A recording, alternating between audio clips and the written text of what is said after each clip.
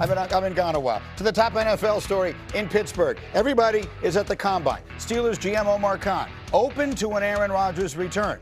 Adam Schefter says he believes around the league that Rodgers is expected to make a decision sooner than last year, so we should be hearing something from him in the next few weeks. And then yesterday on Unsportsmanlike on ESPN Radio, Schefter dropped this nugget on Aaron Rodgers' future. Last year, I think he did want to play in Minnesota. So if he wanted to do that last year, I don't know why he wouldn't want to do it this year. The issue last year was that the Vikings were very sensitive to bringing in somebody like Aaron Rodgers, who's such a force, such a dominant personality, and how that would hinder or affect the impact or the growth of J.J. McCarthy. So maybe they feel differently. It's a different set of dynamics. The GM has been fired. I wouldn't rule it out. Wouldn't rule out Aaron Rodgers to the Vikings. How do you like it, Dominique?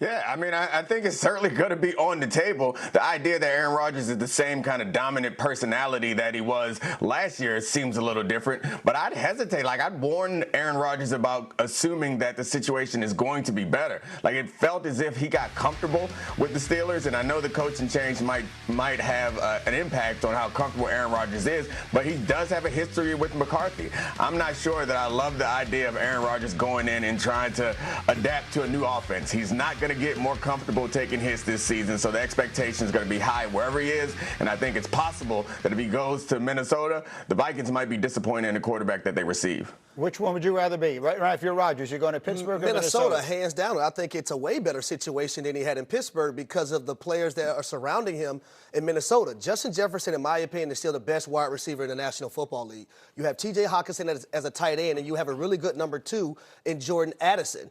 I think Kevin O'Connell, and you look at the offensive system, it's not like Aaron Rodgers is foreign to that system.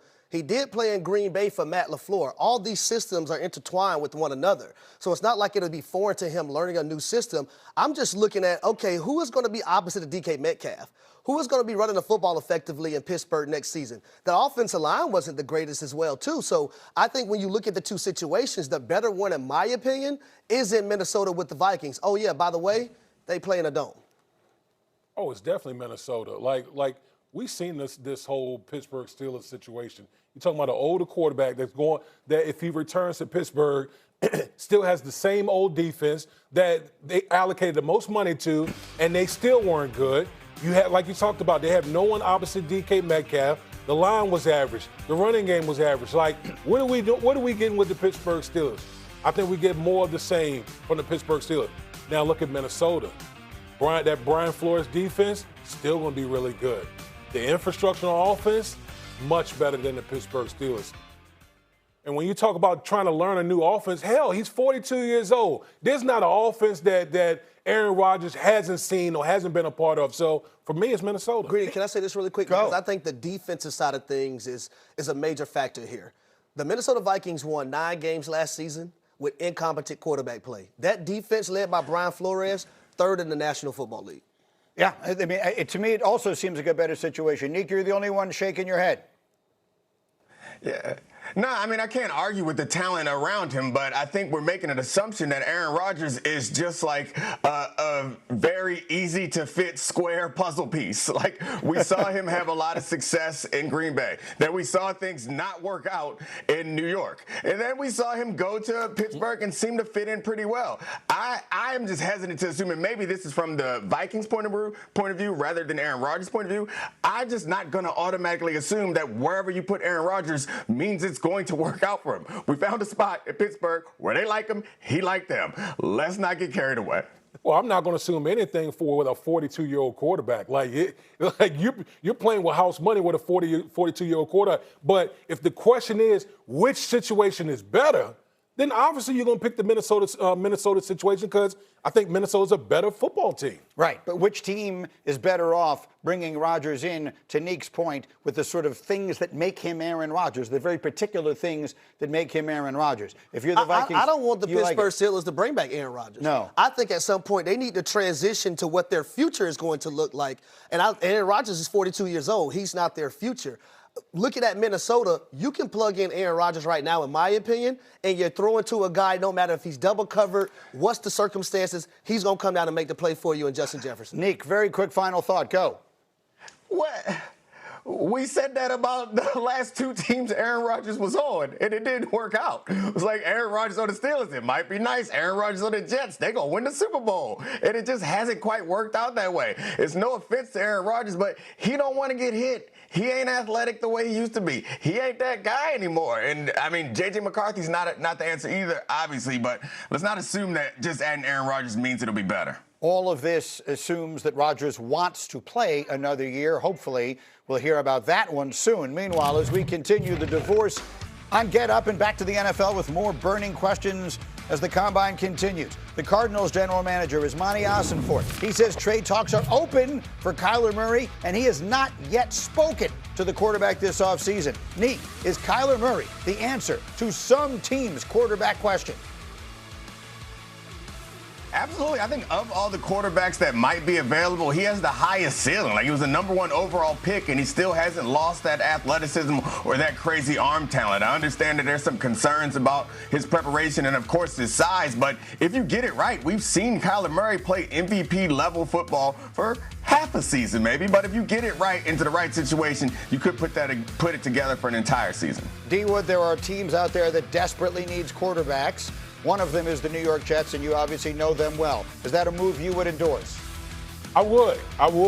For a couple reasons. Number one, they don't have a quarterback. But Aaron Glenn is a guy that, listen, Aaron Glenn got to push all his chips on the table because he might not make it to 2027. And so you talk about a quarterback in Kyler Murray, and Aaron Glenn always talks about quarterbacks that's mobile, dual threat. Well, guess what? Kyler Murray fits that mold. So I would anticipate them looking into that move. Give me another team you like, Harry. I'm going to Indianapolis Colts, and it's because of Shane Steichen, the head coach and the play caller, what he likes to do with his quarterbacks. Having those guys on the move, the RPO, the quarterback being able to be a rushing threat and posing that threat to a defense. We know the Colts are all in right now based on how they went and traded for Sauce Gardner. They're going all in. Why not go all in and go get Kyler Murray? All right, we'll see what winds up happening with him. We'll do more on him later. Let me go to another one, and that's the 49ers struggling to agree on a contract extension with the enormous Trent Williams, who was 47 going on 48. Check that. 37 going on 38. It just feels like he's been in the league forever. D. Wood, can you explain to people just how good this man still is? He's still Trent Williams is aging like fine wine, man. Like, this dude is still one of the best offensive linemen that we have in our game, even at the age of 38. If Trent Williams hit the free agent market, there will be teams lined up to try to sign Trent Williams. That's how good he's still playing, even at this age. All right, felt like worth saying, a 49er team that did so much last year despite all the injuries. And then our last stop, we shuffle off to Buffalo, where Josh Allen, as you know, is recovering from surgery to repair a broken bone in his foot. The new coach is Joe Brady. Says he's not worried about Allen's recovery. He also talked to Kmart about how to best help Josh this offseason. Building around Josh, that's going to be paramount this offseason. But what's the best way to do that? Well, there's a lot of ways to do that. And I think a lot of people think the only way to help Josh Allen is to get him offensive help, right? Sometimes helping Josh Allen is helping him with a defensive player, with getting him the ball back in other possessions. Josh Allen is at the root of everything we think about Josh Allen, and whatever we can do to help him have success, we're going to do. That's Kmart with the head coach. This is Neek. Neek, you made an interesting observation in the notes last night about the clout that Josh Allen seems to wield in Buffalo right now. It seems like we're entering like a new era for at least a player like Josh Allen, where normally a young, talented quarterback, like as he grows, the head coach and the GM also get more power. So it feels like the normal hierarchy that we're used to, but it doesn't feel like that anymore. It doesn't feel like anyone has that much admiration or respect for anyone else in the organization other than Josh Allen. It feels like he's running the show, and I absolutely love it. It feels like NBA-style superstar gets to make the decisions, and it does seem like Joe Brady, even though he's talking about the defense, I think he's absolutely right. The way that you help a quarterback is you keep the number that he has to target lower by having a defense that gets some stops every now and then. And with the perception, however accurate it is, that Joe Brady was Josh Allen's choice to be the coach, Harry, you and I were talking over breakfast this morning. There's a feeling that, look, Josh Allen, and I love him, I think he's as good as any quarterback in the league. but I think there's always been a feeling that the Bills were losing around him. At this point, it's all going to be, the focus is going to be on him, however this thing goes. 1,000%. Sean McDermott is no longer there. When you're involved in the process of hiring the next head coach, and then that next head coach is Joe Brady, a guy that was the offensive coordinator that you work closely with, yeah, all the onus is going to be on you if you can't get it done. Enough of it was this guy, it was that guy. But going back to the defense, I do agree with Dominique. I do agree with Joe Brady.